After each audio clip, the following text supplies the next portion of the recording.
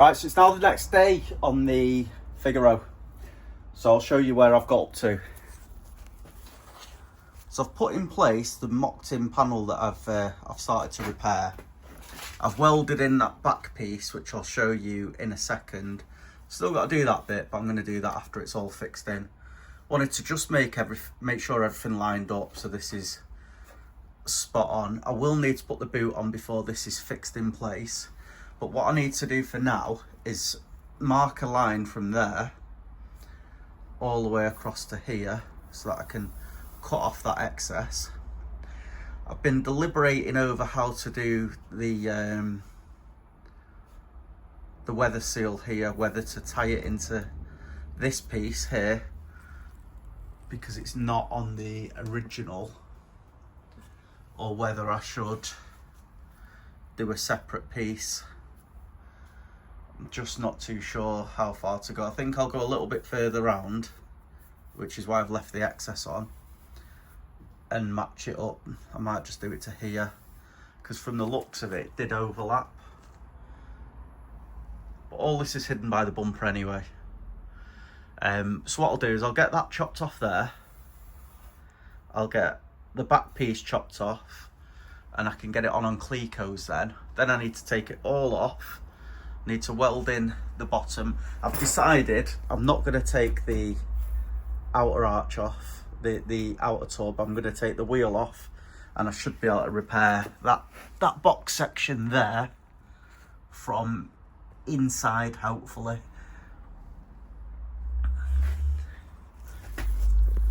So that's what I'm going to get on with now. So as I said, there's the bit welded in. It's all smoothed off everywhere it needs to be. Still got to fill in this section here, and like I said, I'm going to rebuild that from the little bit of space that I've got, which I don't think will be a massive issue. I'll drill through there, get a spot welding to secure that on as well.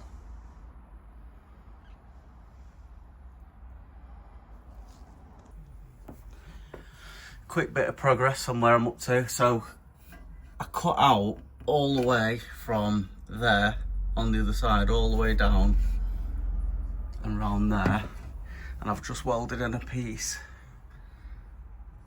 to there. It's not exactly the same as the original, but what I've done is I've put a bend at the bottom, used the shrinker just to put the curve on it to match the curve up here. It's not what it was like originally, it was more square, but it means I can just put a piece on there, and I'll use the shrinker again just to make that shape, so I can follow that, so it'll sit on top of that one and bend down that way. That's the idea anyway. Pretty much ready now to start taking away the paint.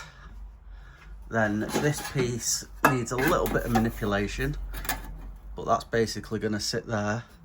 We'll make this piece when it's all fitted in, because I don't want to contort it too much. We extended that piece over there, and then all I've got to do is fold a piece like that to meet from there to there, and then that's that piece taken care of. I will cut it back to that bit. There's a bit I'll need to grind out, but I don't know where that is, so I'll leave it full for now. And that piece there will overlap that one, like they've done there. As long as it's close and I can get the boot lid shut and the weather seal on, it'll be fine. This, I'm just going to throw a load of rust treatment over it after it's all welded up, let it all drip into all the cavities as well, and then I'll probably put a skimmer filler just around this section just to make it an invisible repair. I mean, I could get it completely flat, but I don't want to take too much material out, which is why I've left bits like that, which will get seam sealed afterwards. that's me then for tonight. It's 10 o'clock on a Sunday and it's a school night. So this is where I've got up to.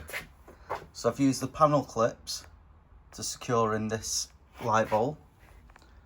Still got to pull that bit straight once it's all tacked in place. I've mould gripped the bottom. As I showed you before, we've got a panel in there which will be good for strength.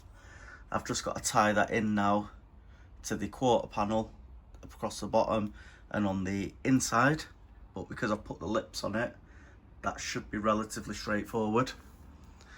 I think I'm just going to take this off, and what I'm going to do, I'm just going to put some straight pieces across, I think, rather than messing around with the lips up and down. I'm just going to, I'll obviously keep it round there, but then we'll just go straight across the bottom there.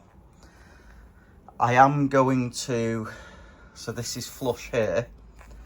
On the bottom of that, I'm going to cut a section out for water to flow.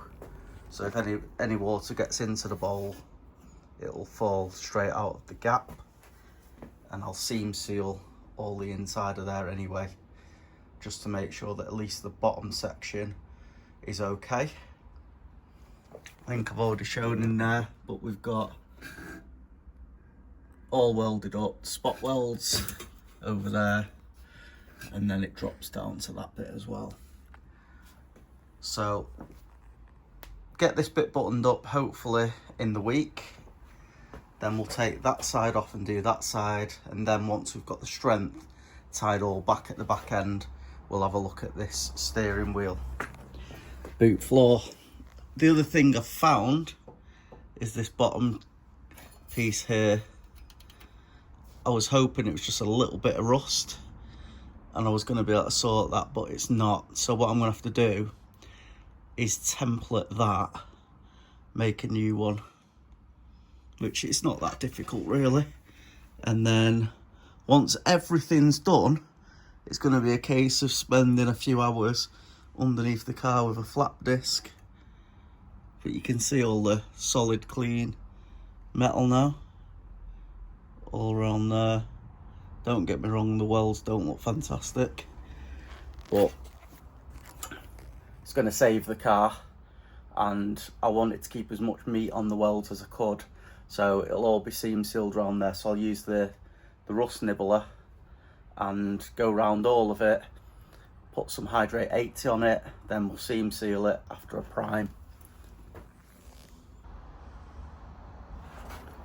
I haven't filmed the progress, but I'll show you where I'm up to. I've got the inner panel welded in now. I've not done it across the bottom because I just want to throw some tack welds in. So it's all but welded across. I've sprayed it with some Lidl metal protection paint. It's indoor, outdoor, paint and primer, and it's an anti-rust. So it's pretty good for that. So that'll just sit on the inside, and obviously I'll blow in. I was going to grind down the welds a bit more, but there's no point. It's going to be hidden behind this, which I've now got prepped up. So I'll wait for all that to dry, and then we'll get that in there. And then that's that side up to there, that corner buttoned up. I have done the chassis leg there. That needs a lot of grinding back though, so I need to spend a bit of time on my back doing that, because it looks rough, but it was a bit awkward to weld, but it's completely removed. Spots there for the bumper bracket. What I'm then going to do, I'm not going to bother with any of this stuff underneath. I will move on to that corner, get that reinforced. I have ordered today some back arches. I wasn't going to do them, but I think because I'm going to have to cut the arch off at that bottom end there, and ideally I need to cut a bit of this off to do the inner arch. I might as well just do the arches, but I need to obviously get the strength in both corners before I even consider that. Look from there, give it a little bit of paint. That does want a little bit of linishing back, and down there where the few weld just went through when I was doing that little piece there. But that'll all be lashed with seam sealer anyway. I'm going to cut a little section out of here just to let water through if it gets in. I was just going to bend it, but I'm just going to cut it and remove a section. Just use the hammer and chisel to have a look at what the filler was like here, and that was in there. I don't even know if you're going to be able to see. Oh, you can. But that dipped right in there.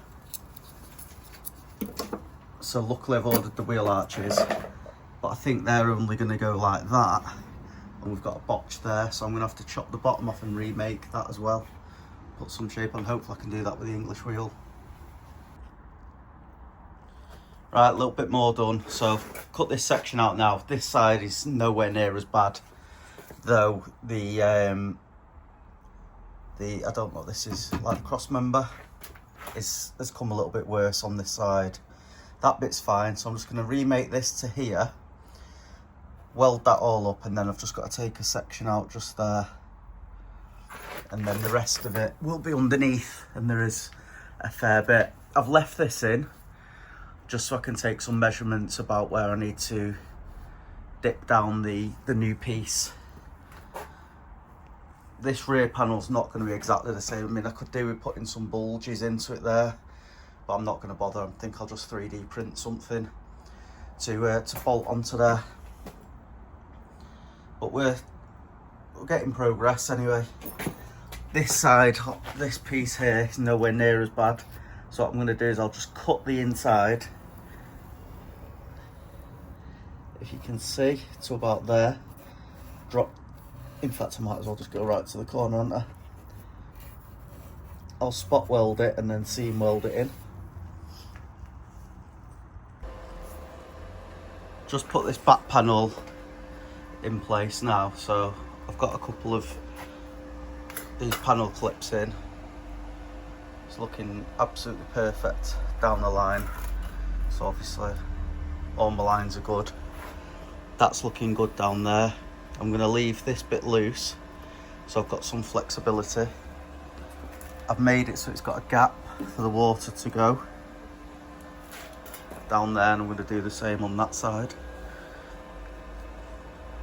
And you can see at the bottom I've cut out some sections as well. I'm just going to throw a couple of tacks in here. I will seam weld that bit though,